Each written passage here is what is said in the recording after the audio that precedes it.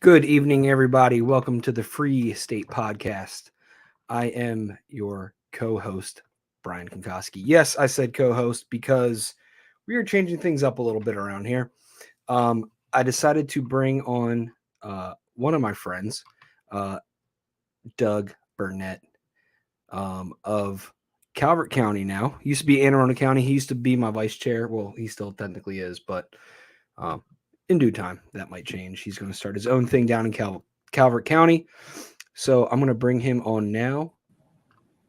Doug, welcome, my co host, an ongoing host of the Free State Podcast.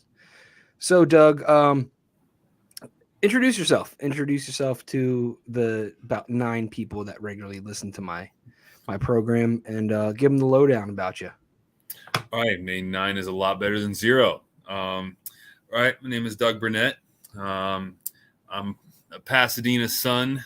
You know, it's always in my heart and in my blood. But right now I live in North Beach, Maryland, in Calvert County.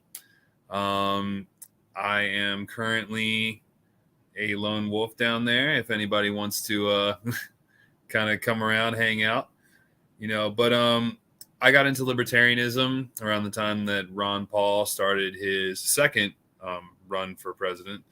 I was really against things like the Iraq War, Afghanistan, drug laws, Patriot Act, things of that nature, things that violated the autonomy of the individual and their ability to conduct themselves freely and without threat of outside force. Yeah, that's a little bit about me. My handle is Dougie B. That's my gamer tag. So here we go. Let's get into this. Let's do it. All right. So sorry. All right, so let's, as usual, we're going to start with local stories, and you brought us the local story tonight. Let's give us the background story of what we're going to show everybody, and then we'll show them this clip, and it's pretty interesting. All right, so for those of you who know who Annapolis Audit is, he is a man that walks around with a camera, sort of a auditor provocateur, so to speak. I happen to prefer to him as an auditor. Some people see him as a provocateur. He goes to different areas of the state of Maryland, looking into different public offices, seeing how law enforcement behaves, things of that nature, seeing if anything's fishy. And, he definitely find a big old kettle of fish with this particular one. This actually takes place at North Beach Town Hall in my beloved new town.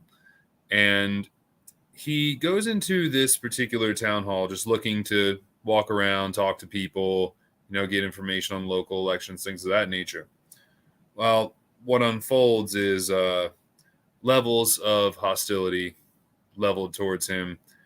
Not so much that he's doing anything wrong, more so that they see him as a suspicious character, even though there are no unmarked areas, there are no areas that he has trespassed in. He has not threatened anyone, shown clearly in the clip. And the mayor of the town is seen to be a little under the influence of less sleep, maybe, or certain other things. Legally, I can't say what I believe it to be, but it's an interesting reaction. Some people may recognize these signs from other things that they have witnessed people be under the influence of. So let's get into that. All right, let's bring up the docs. So this is a 2-part video, and this is 15 minutes into the first part, and when he first meets the mayor. So let's get into it. I do actually have a question. How long do you allow the person to speak for? Is it 4 minutes? 3 minutes? Awesome. So then the speaker will ultimately have 3 minutes. And yeah, that'll be the area where they do it. So very nice chair. Question. Not the moment. Who are you? I'm the mayor. Hi, how you doing, Mr. Mike Benton, correct? Yes, it is. How you doing, Mike? Who are you? How you doing? I go by Good Citizen. Sometimes my friends call me John. All right. You live in the beach? Huh? You I'd live rather in- not divulge any personal information. None at all? Yeah. All right. I'd So rather what not. can we help you with? Because The only thing I need is the lady's information. what do you need that information for? So I can file my grievance accordingly. You can follow it for me if you want to. Just follow No, it I'm not against filing me. it for you because you didn't do anything. She What did, did sir. she do? I'm sorry. Is it up to you? Well, I'm the mayor of the town. I run Okay. the town, so Okay. yes. Well, no, but the grievance gets filed regardless. I don't want to do it verbally. I want to do it Well, formally. can you just tell me as the mayor, she works for me? No, sir. I'd rather do it formally. All right. Well, First comment here. You can hear me, right? Yes. Can you hear me? Okay. Because I have a mute button on the microphone now. I'm getting used to this microphone. Yes, I got a new microphone. Let me know if you hear the difference because I tested it and I couldn't hear it. So first things first, right off the bat, a couple minutes in, or not even a minute in, this guy is he's already pretty much a tyrant that he wants to handle things on his own instead of going through the proper channels. When this guy is just a small town mayor, and even though being a small town mayor, he has to go through the proper channels if somebody has a complaint about a town employee.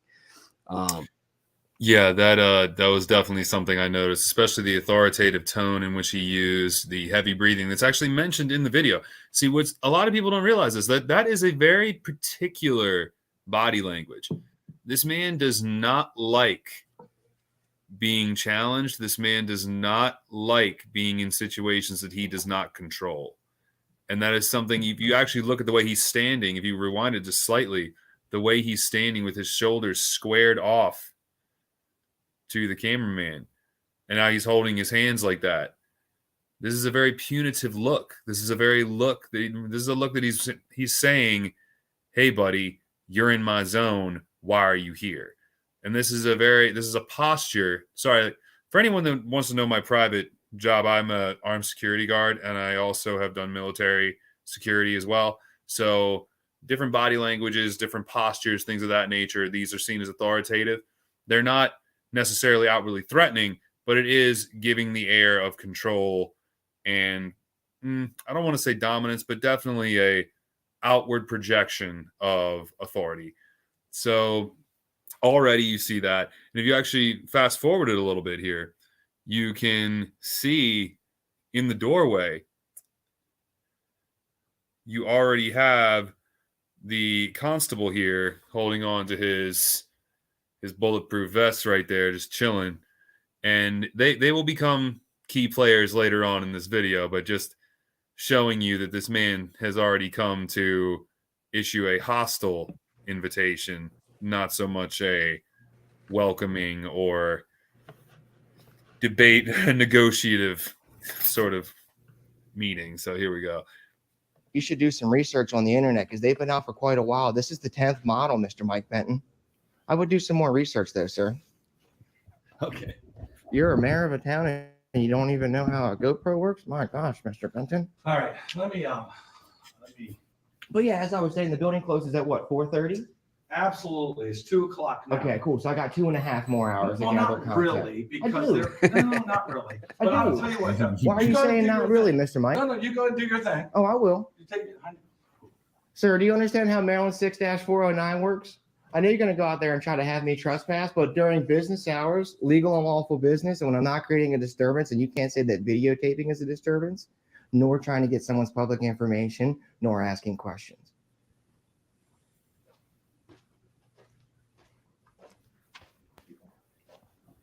I'm worried about my man's mental stability. He thought my camera shoots bullets, man. Can you guys check him out? We have him committed. I'm worried about him, man. He runs a town. He's got a lot of people he's responsible for. Oh, okay. All right. I still didn't get that lady's information, though. Is there any unauthorized locations up here, like that are visibly marked? No. So tell me how. So I'm gonna pause this real quick. Tell me how it works down there. Is that Calvert County Police or is that the sheriff deputies? Those are Calvert County Sheriff's Department. We Okay. do the Calvert County Sheriff's Department and Calvert County PD. It's the whole county. Like North Beach doesn't have its own cops. Neither does Chesapeake Beach. The both towns are linked. They're only separated by a street. Yeah, generally speaking, the sheriffs will handle a lot of things. There's a lot of cops posted on the main drag in North Beach. There was a lot of criminal reform. There was, because 10 years ago, up until like maybe 10 years ago, North Beach was apparently, from what people have told me from the town, that North Beach was kind of a dump. It was kind of a Dundalk by the sea sort of deal going on. Not to besmirch Dundalk or North Beach, just saying that that's kind of how people were describing it to me. And now it's the overabundance of law enforcement has definitely led to some particular grievances, much like Kent County, Maryland, where there's a lot of I'm not going to say that they get bored and start pulling people over for anything, but there's definitely a lot of that going on. Like, as you can see, when he says walk of shame, you can actually see the cops these sheriff's deputies are actually looking for a reason to get that man out of the building. They're not seeing whether it's the man's actually a threat. They want to know what they can do for the mayor to get him out of that building. So that was telling for me about how that was going to go down. All right, let's keep watching. Restricting, there's no building specific building rules. Yeah. So.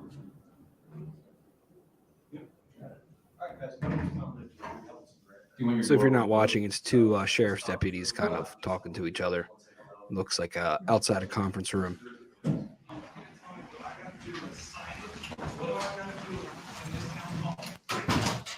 Yeah. If you could do that, it'd be fantastic. Perfect. So it looks like the mayor right now is in damage control. He didn't like this auditor coming into his How office. about switching your insurance to NJM? I'd say No, sorry. how about that? I'm not going to do that, actually.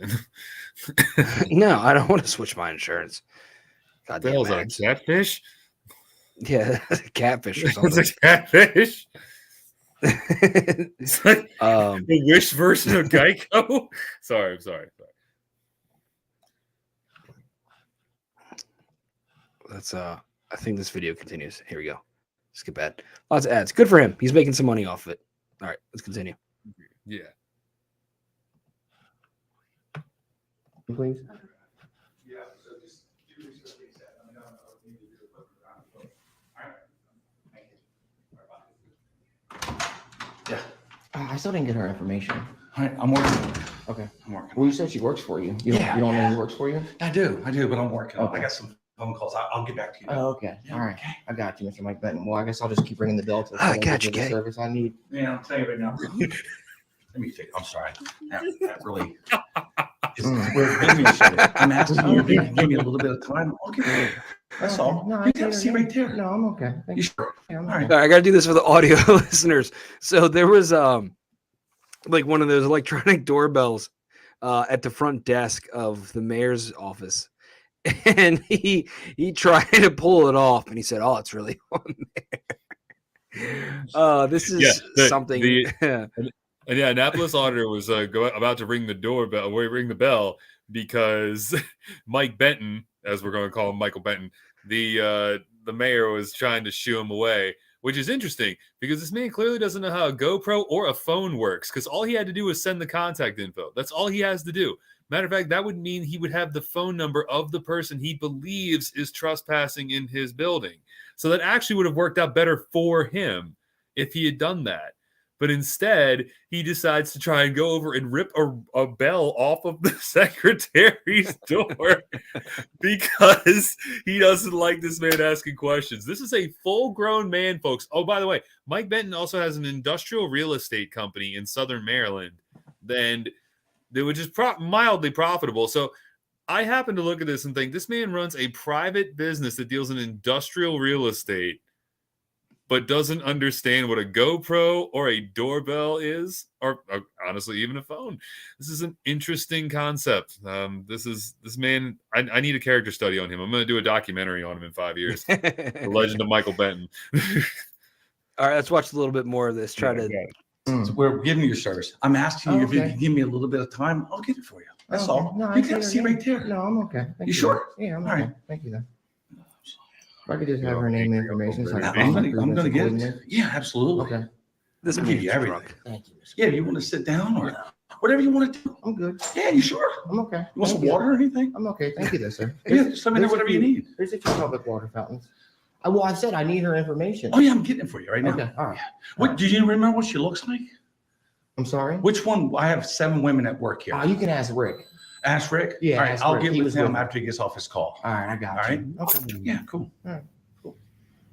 You're in the Marine Corps, Mr. Mike? I was. Did you serve? No, I didn't. My Oh, you granddad didn't? did. Yeah. But you didn't, Aaron- sir? No, I didn't. Oh, sorry. to No. hear Did, that. did I say I did? No, I was just Oh, wondering okay, if you cool. did because I was sometimes asking 'cause people. my granddad did. He was an Did airman he? first class. I like to meet with different veterans and Oh, stuff. like really? that. Yeah. Cool. I really do. That's awesome. Excuse me? Dickhead. Really? I didn't. All I asked, did you serve?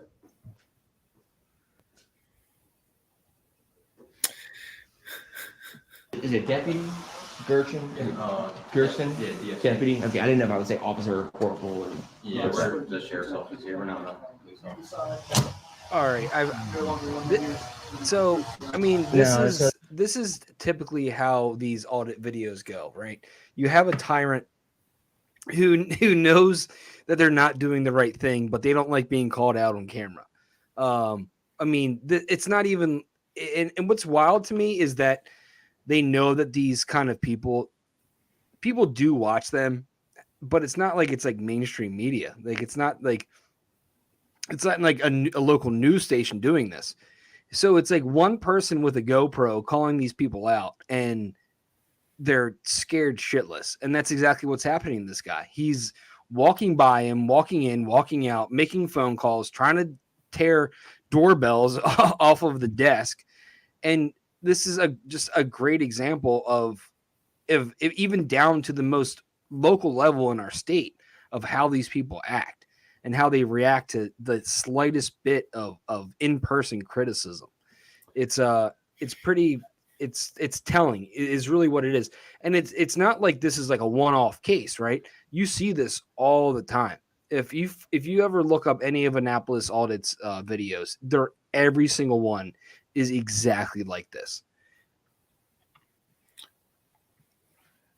Yeah, it definitely feels a very this is like seeing how he gives off strong drunk uncle energy. Like, I mean, I'm sorry, Mike Benton, like, and I know that doesn't sound very politically correct, but what I'm saying is that just the way his voice is so cutting, and it's so, he's like, "Did you serve?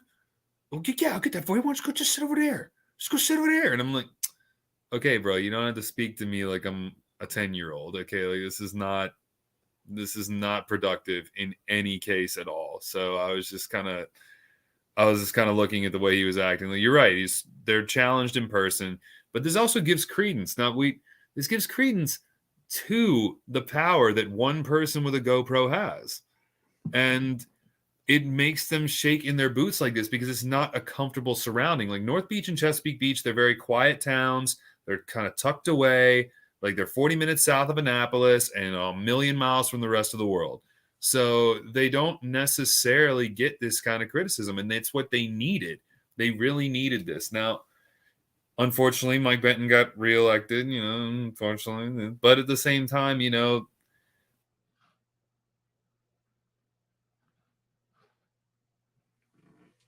Doug, you're muted. What happened? Uh-oh. Now he's frozen. It's that Chesapeake Beach internet down there.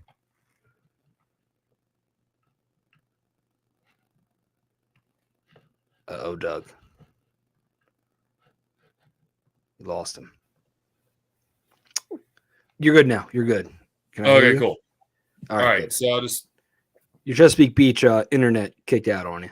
yeah, no, Mike Benton found out about it and he's trying to cut me down. No, he's like, no, just don't even do it. Don't even do a podcast. Don't even do one. No, no, but to make a long story short, this was news throughout the town. It was news throughout the region, all the way in Prince Frederick, all the way down to Lusby. People remember this. People understand that this happened, and it's good to see that, the word got out, because this, you're right. The localization of government depends on having trustworthy leaders in those positions. And I mean, this man keeps agitating, maybe I just might have to run and take him out. This is the way it goes. Might have to. Oh yeah, there we go. Yeah, I might have to do it. Maybe you won't. Maybe you won't show up to work intoxicated. No, I'll just show up sweaty. Yeah. So, I'm an avid gym goer, so everyone understands that joke.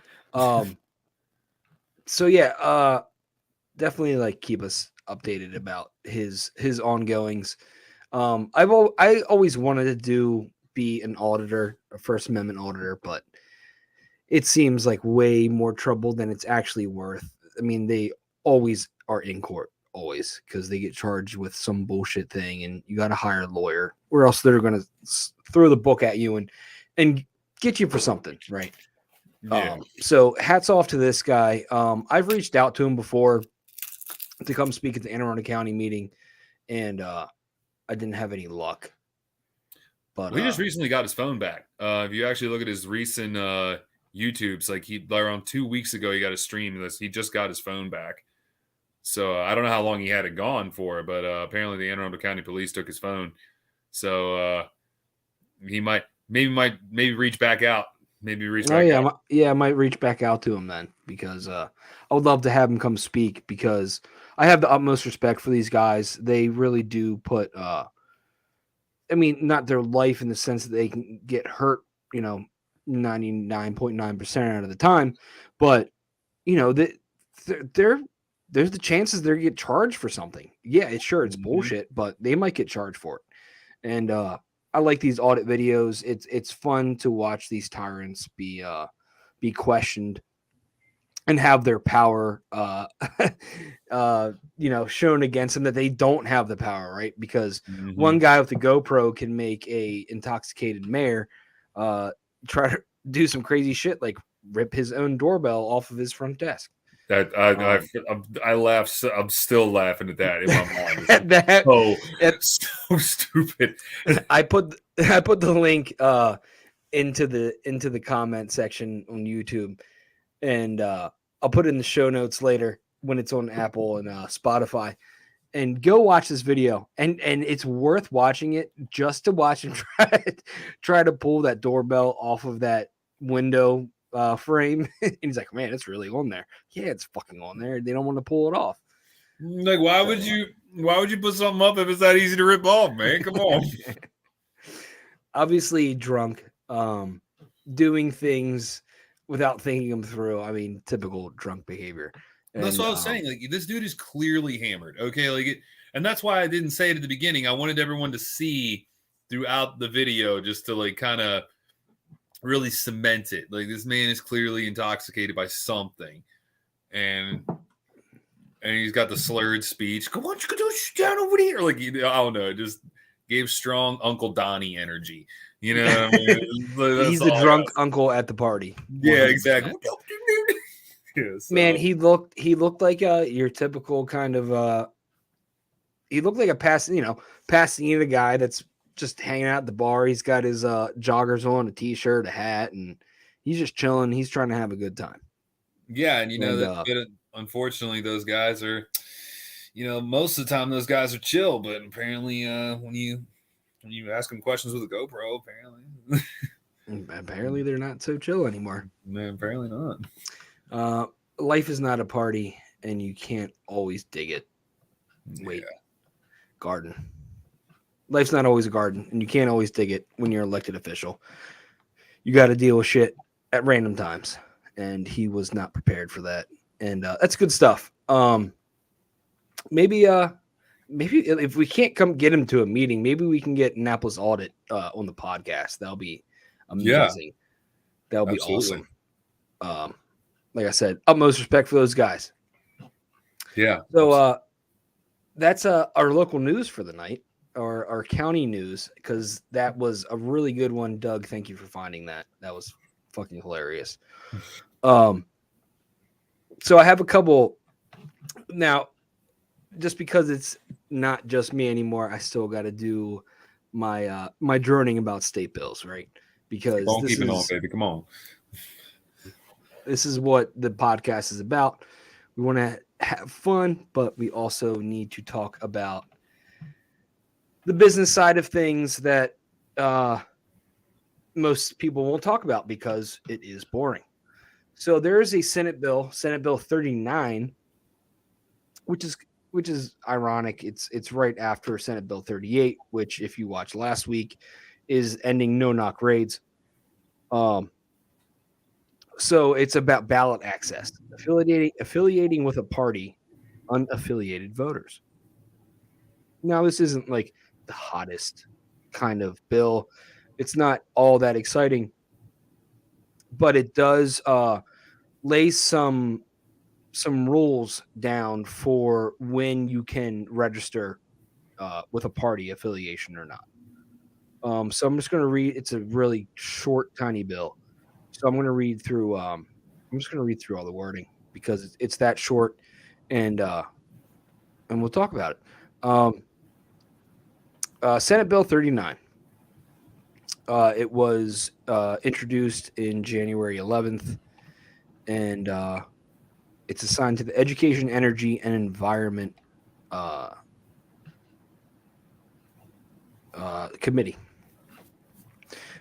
It's an act concerning ballot access affiliating with party unaffiliated voters for the purpose of requiring a local board of elections to change a voter's registration from a decline to affiliate with a political party when voter registration is closed if the request to affiliate is received by the local board by a certain time on the day before early voting begins, providing that the change is effective beginning on the first day of early voting and generally relating to affiliating with a political party. By repealing and reenacting with amendments, it's election law, blah, blah, blah, blah. Section 1, be it enacted by the General Assembly of Maryland that the laws of Maryland read as follows. Notification of a change of party affiliation or a change to or from a decline may be made by information provided on a voter registration application by the same methods provided for registration under Subtitle 2 of this title, by written notice signed by the voter and sent by mail or otherwise delivered to the local board in the county where the voter's current voter registration address is located or to which the voter has moved, by making application in person at the office of the local board in the county where the voter's current voter registration address is located or to which the voter has moved, by information on a voter authority card or appropriate form filled, by changing the name, address, mode of vehicle administration. Party affiliation changes or changes to or from a decline shall be processed at any time that registration is open, and except as provided in subsection C, which is coming up next, may not be processed when registration is closed.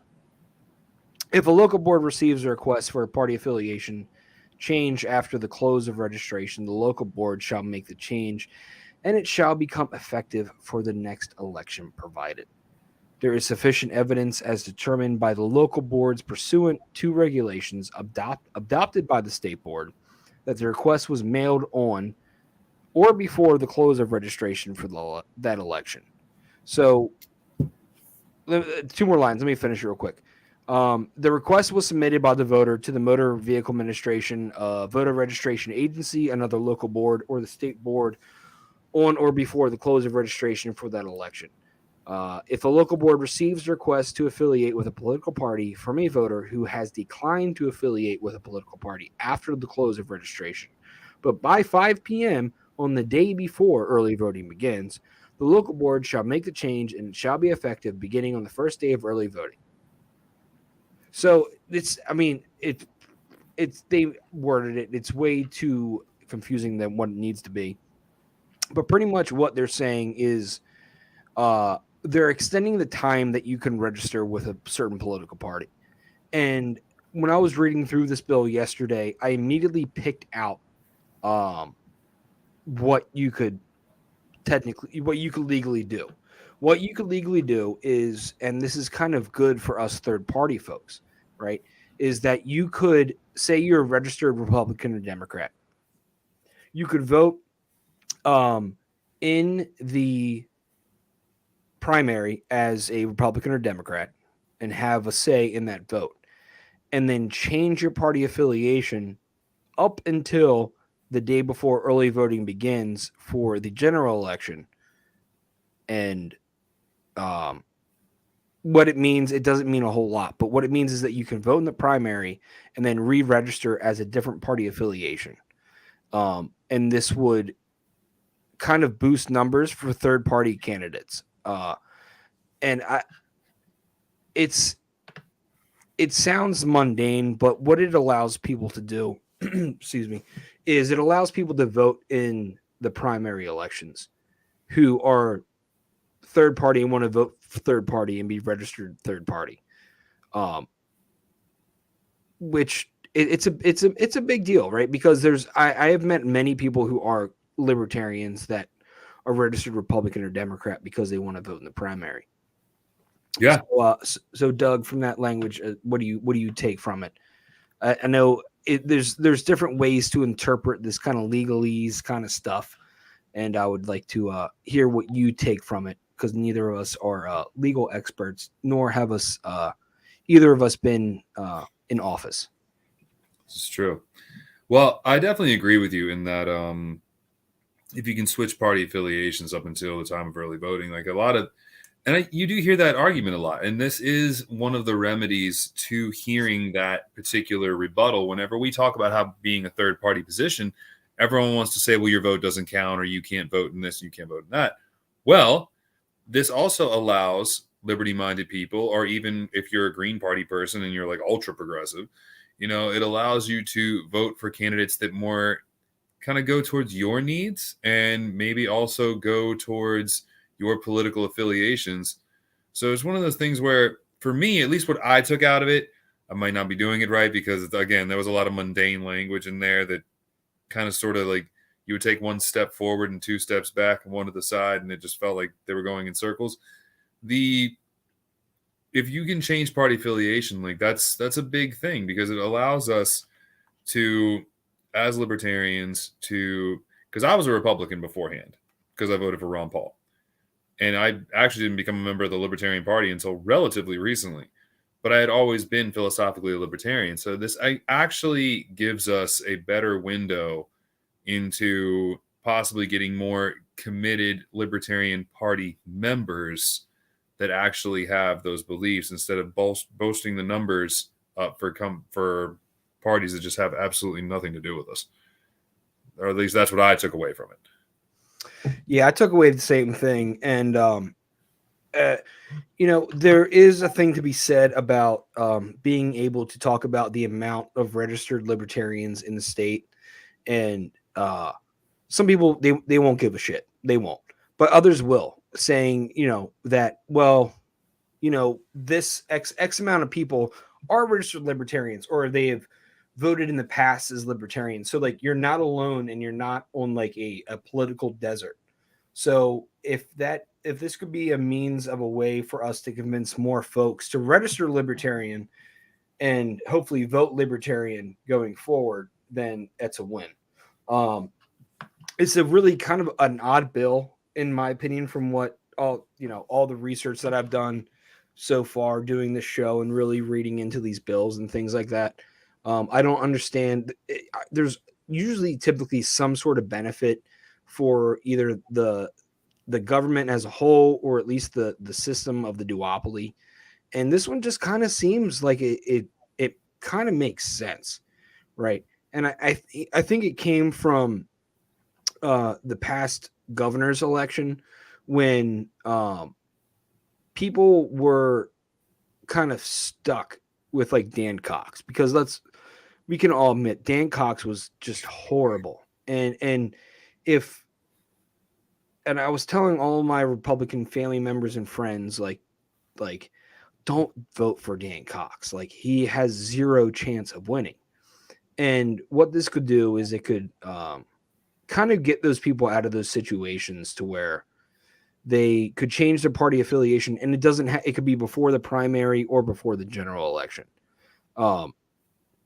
And it's kind of makes it more of a playing field for the strategic voters, which there are as I've running for office, I found that there are a number of strategic voters that vote for people that either they don't want to win or that they really want to win, or people that they think may not win, and so they vote opposite. Like, you see what I'm saying? So this allows for more strategic voting when only it was something like 35% of the population in Maryland voted in the last election.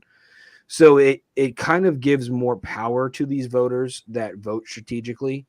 If nobody's going to vote, then you might as well be able to vote strategically. So this is a pretty cool bill, and it's something to keep our eyes on for sure. And see kind of what comes of it. See if it passes through. It's Senate Bill 39. Yeah, it's still according to the ticker, it's still in committee, which is it's really never a good sign that things at this point are still in committee.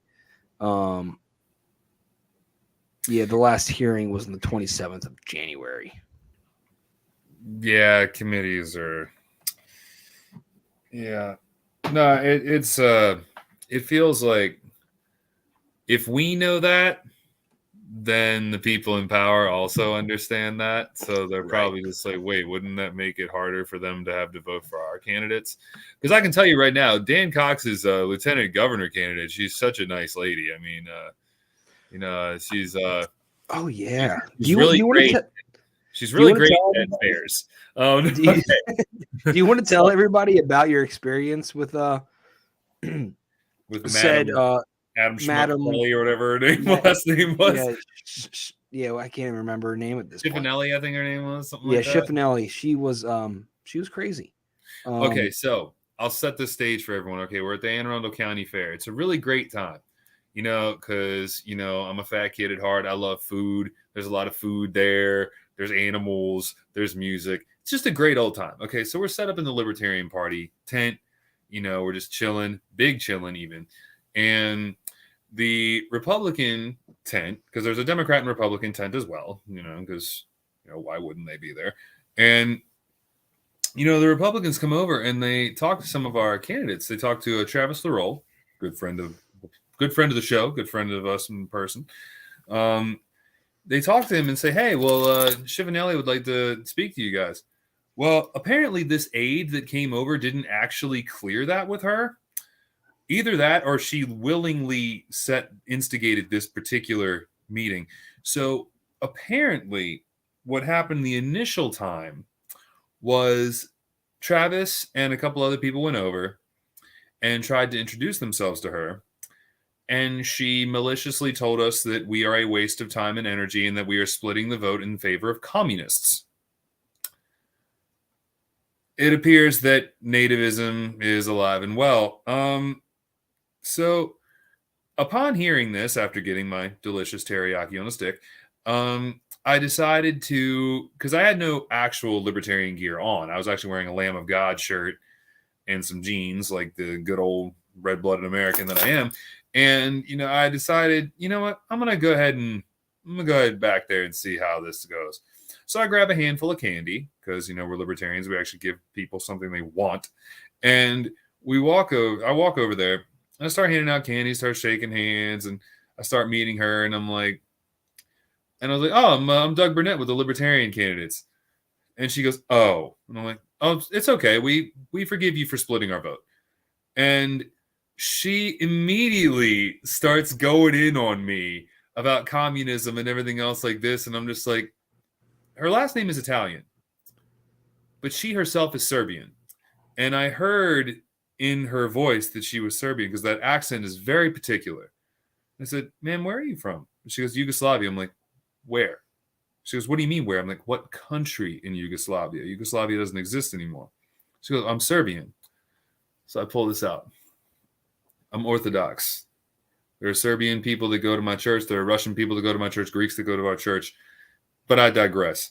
And she said, well, you should know how communism is. I said, yeah, but fighting it with fascism isn't the correct way to do it because what you're doing is you're just trading one oppression for another. So I don't quite see where you're going with this. And it was just it just tumbled downward from there. Like we started talking about communism. I fired back with Milosevic, during the Balkan Wars, and there was just a. But the reason why I bring all of this up is because Dan Cox picked this woman, and Dan himself. I'm going to be honest with you. I only talked to him for like 10 seconds, and I got to be real with you. I really don't think he would have even been close to considered if Trump didn't endorse him. I'll be 110% honest. But, you're right. And there's definitely, like, I actually met Hoppians that were his volunteers. They're Hans Hermann Hoppe. They're like, well, I read this guy, Hans Hermann Hoppe, and the Democracy, the God That Failed. I'm like, what are you doing here? And he's like, well, and I'm like, well, bro, I'm a Hoppian. I am a Hoppian libertarian. So what are you doing with these guys? Come with us. And like, well, libertarianism doesn't work. I'm like, but that's the thing in our culture. It doesn't matter. No, I will digress from that. But the idea there was that the Republican candidates actively saw us with a hostile veneer. So for me, that shows we're doing something right. Because before 10 years ago, they would have laughed at us. Now, didn't she say that we were going to kill everybody or something like that? Something to that effect. There was the Democrats also had that notion as well. Apparently, we are mass murderers at some level. Not quite sure how. At least with Democrats, they just get moody and walk off because that's kind of their general veneer. And we were right next to them, so they were stinking eyeing us. And the reason that I wasn't there during that whole interaction is I was getting us beer. That's what I was doing. So it's almost as if we care about what people actually want instead of this. Oh, and by the way, our fans actually worked. They weren't in the shape of elephants. They actually had a rectangular shape, so they actually caught the wind. We had people trade. Yeah, they had people trade in the Republican fans for our fans, and everybody loved our fans, and we're throwing the Republican fans, hand fans, in the trash. So yeah, next fall, late summer, whatever it is, definitely come hang out at the Anne Arundel County Fair because that was a great time. That was a great, 5 days, and it's just we made sure that we had fun, and we had beers, we were hanging out, we were playing music, and eating food, and if you volunteer, you can get in for free. You can get your family some discount tickets. There's some advantageousness to that.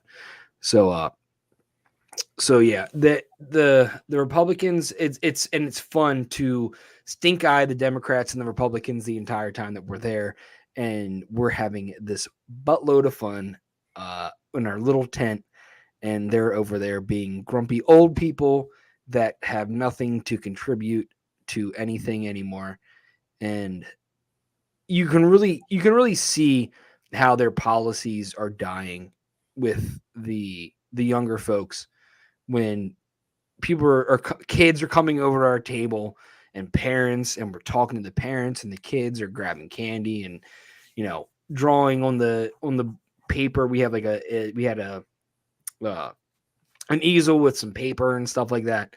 Like it's just good fun. And we don't have nearly the amount of money that they do, and we have way more fun with it. And hopefully this bill can actually, if it does get past committee, like it actually gives more credence to us as an option. So that would actually kind of all that joy and all that fun we had with those people will actually translate more to votes and to numbers, possibly. Yeah, so, exactly. I mean, it's definitely a white pill moment. And going forward, if you have any interest in joining the Libertarian Party of Maryland, reach out. Go to lpmaryland.org. Send an email out to there's a form to fill out and to volunteer, and we try to make it fun, right? We if we can get away with it, we'll have some beers there for everybody if it's something like the fair, or if it's the gun show or a gun show. You're not stuck at the table the whole time. Go walk around, go get a vendor deal, because we're, you get deals in these kinds of things. Go get, 5% off upper or something. You know what I mean? You get a discount and just hang out, grab some food.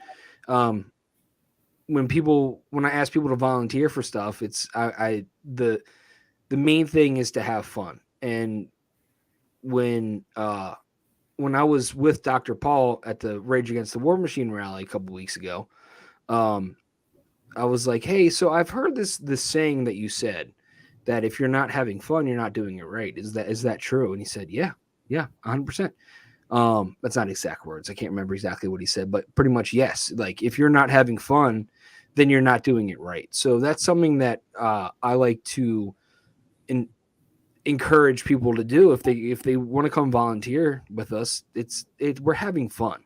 We're having fun and we're spreading the message. So the one last thing I want to talk about tonight is the Duncan Lemp rally. I talked about it pretty extensively last week, but I definitely want to bring it up again. This is being put on by the Maryland Mises Caucus, and we have Delaware people coming, Pennsylvania people coming. I think some West Virginia people might come. Some Virginia people might come. I cannot confirm or deny, and I'm not promising, but Maj Toure might be there and come out and show his support. And maybe one other celebritarian, as we like to call him. So Montgomery County, Rockville, they have no idea what's coming for them because this is turning into quite a big deal. And this is something that I took on, and I wanted it to be a big deal. We did a Duncan Lemp rally, and we didn't actually put it on. We just saw a flyer online back in 2001, and a few of us just showed up, and it was like 8 of us.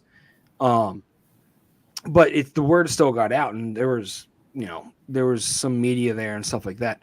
So I'm hoping that this time is the same, but way more people, to the point where we have to disperse throughout this intersection, where we'll be on all 4 corners, and there's going to be a crowd at each corner of this major intersection where all of Montgomery County's government buildings are. So if you're available on this coming Sunday, March the 12th, we're starting at 11 a.m. because it is a Sunday, right? We gotta get ready for work the next day because we're not a bunch of communist socialists and we actually have jobs. So come out, please, because it would really mean something to all of us. Duncan Lemp, he was one of us. He was a libertarian, and he was murdered, laying in his bed next to his pregnant girlfriend. So this Sunday, March the 12th, 11 o'clock, please come out.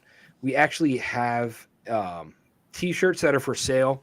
If you order, probably, if I had to guess, in the next, let me see if I can bring them up real quick. In the next couple days, you should be able to get it in time for the rally. And what we're doing is we're taking all the proceeds. If you go to porcupinegear.com, just on the top right there, Duncan Lemp rally, click on it.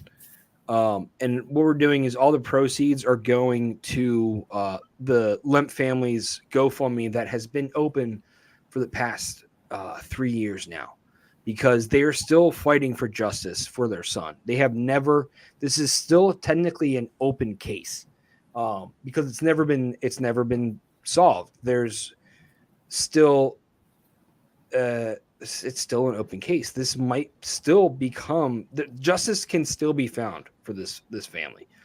So if you go to say his name. We are Duncan Lemp. We are Duncan Lemp. So if you go to porcupinegear.com, and then right up top is the Duncan Lemp rally.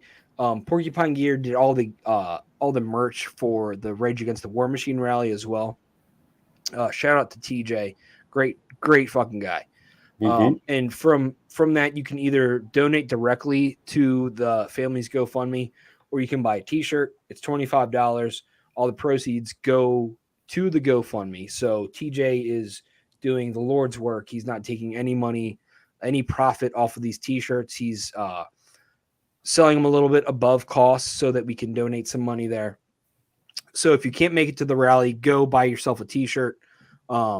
And he'll keep it up for a while after the rally, I'm sure, because until this family has seen justice, this is going to be a yearly thing. It needs to be a yearly thing.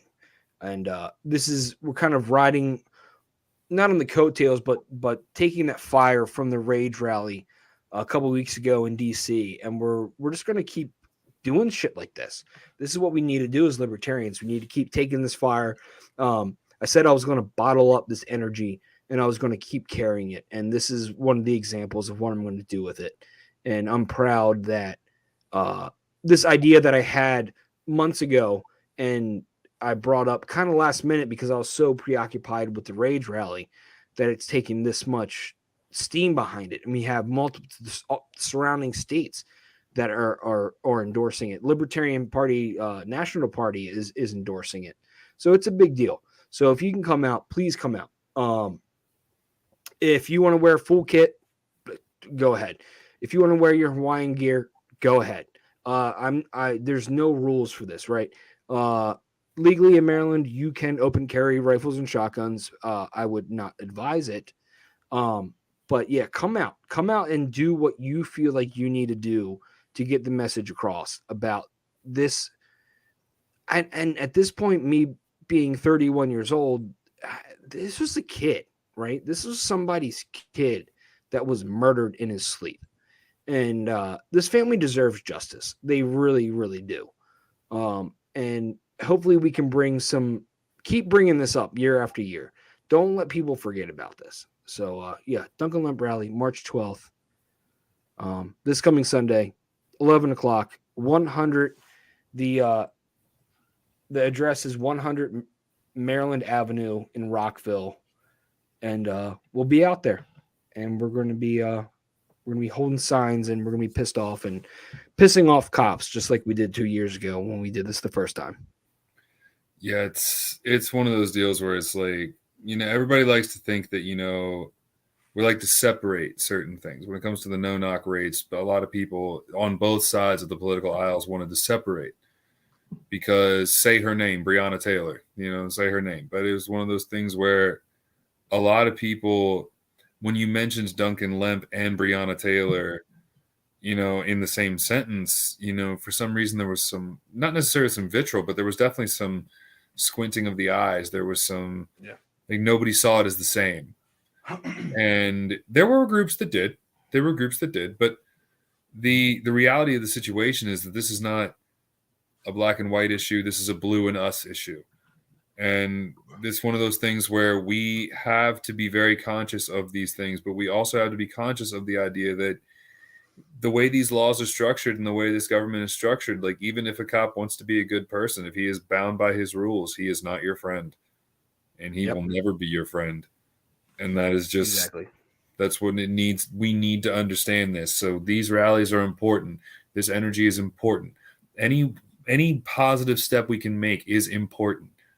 It means the difference.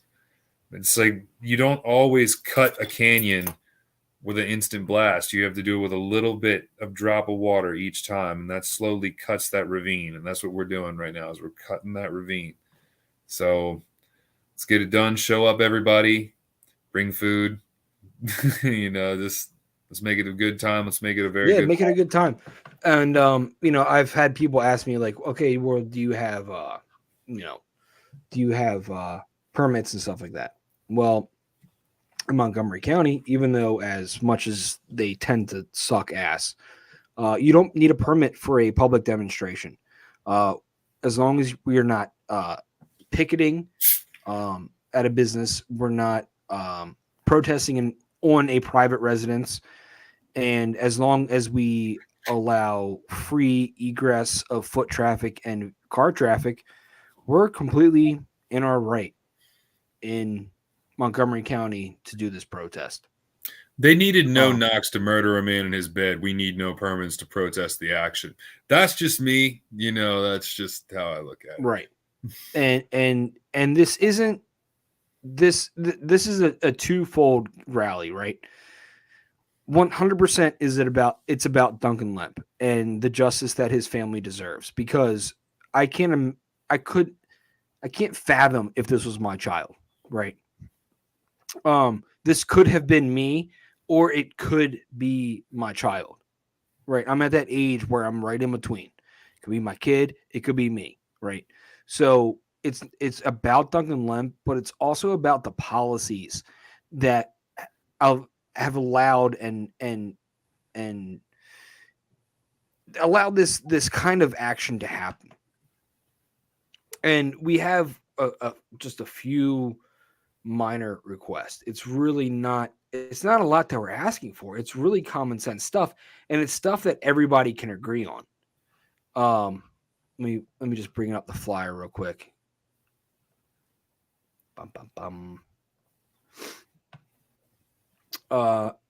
So it's end qualified immunity, pass House Bill 38, which I talked about last week, which is ending no-knock raids, end red flag laws in the state. The very first red flag law in the state of Maryland ended up with the death of a man, which is it just goes to show how successful, right, they really are. That the very first one, a dude got murdered. Yes. And then you're good. And then our last demand is reinstate former felons' gun rights, because if somebody is a convicted felon and they do their time, they serve their time, they get out. Why are they still a felon? They should get their gun rights back. Not that Duncan Lemp was a felon. He had a juvenile record that prevented him, which is arguably worse, but he had a juvenile record, which is supposed to be a sealed record, that prevented him from owning a firearm, allegedly. Now, this is all alleged because it's sealed. So, juvenile or adult, whatever you did and whatever the judge or jury determined was a just punishment, after you serve that punishment, you should be reinstated your gun rights, straight up. And if you get out to the point where they're worried about you murdering somebody, then maybe the punishment wasn't harsh enough. That's just my opinion. Maybe the prison system wasn't actually designed to rehabilitate. That's exactly. So with that, everybody, I think this is a good first show, right, Doug? Like, I think this is really good for the first time with just two of us, right? Yeah, we're tag teaming it out, man. I think we brought some awareness to good old Mike Benton. I'm gonna keep my eye on that son of a bitch. I'm gonna add a Sharpie line on Duncan Lemp's like end Mike Benton. No, I was kidding. No, just shout out to Mike Benton. Yeah, I really enjoyed this. I'm really glad that I could get together with fellow libertarians and really start talking about stuff. In the future, I'm thinking of starting my own podcast. I'll obviously some better lighting, maybe some better. I won't look quite like a White Walker. As far as that goes, yeah, I'm really excited to see where this goes, man. Let's get it going. Yeah, man. So the Free State podcast is it's starting to shape up like it's going to turn into the Free State Podcast Network, if you will. We'll work on the name with less words or something. But there's a lot of us in Maryland that have a lot to say, right? And there's a lot of us that are involved politically. And me and Doug, we hang out quite regularly, I would say. Yeah. And we have different opinions on lots of stuff, but we're great friends. So I just kind of want to reflect those kind of different opinions on how liberty is achieved. And if I can do it on this podcast, then so be it. And I think that's what's going to end up happening. So be on the lookout for that. There are more programming changes to come to the Free State podcast. This isn't the last change. There's potential for more co-hosts. Wink, wink. There's potential for all of us co-hosts to have our own show. And, we're just going to go from there, because this is something that nobody else really does, if you think about it. And yeah, we're kind of niching ourselves to a market in the sense that we're kind of sticking to Maryland issues. But I feel like there's enough need for liberty in Maryland, and there's not enough voices out there for liberty in Maryland that we can kind of start something pretty good, right? Sure, we can talk about national issues. Everybody talks about national issues, though. We want to focus on Maryland, and there's we have over 3 million Marylanders, and we have a plenty size audience. We're not looking for the most views, most listens. We want listeners who are going to get active and start inciting change in their community, in their county, in their city, and in the state. And that's what we want. So more changes are to come. Thanks everybody for joining us. Doug, do you have anything that you want to say before we head on out of here? Only that the journey of 1,000 miles begins with a single step. I think we took a really strong step tonight. Now, if you guys listen to what Brian said and you feel like casually listening for a couple more episodes before you decide to end the Fed and really get it going, that's good too. Like really vet us as much as we would want to vet you. I think that's the good thing about this is that we're grassroots. We're down we're the real article. What you see is what you get. And you cannot say that about a lot of things, especially in politics. So I would look forward to talking with all of you eventually. And let's go Liberty. Let's get it out of here. Hell yeah. Everybody, thanks for joining us tonight. We'll see you next week, and stay tuned for more programming changes because we're just getting this beast rolling, and we're going to keep going.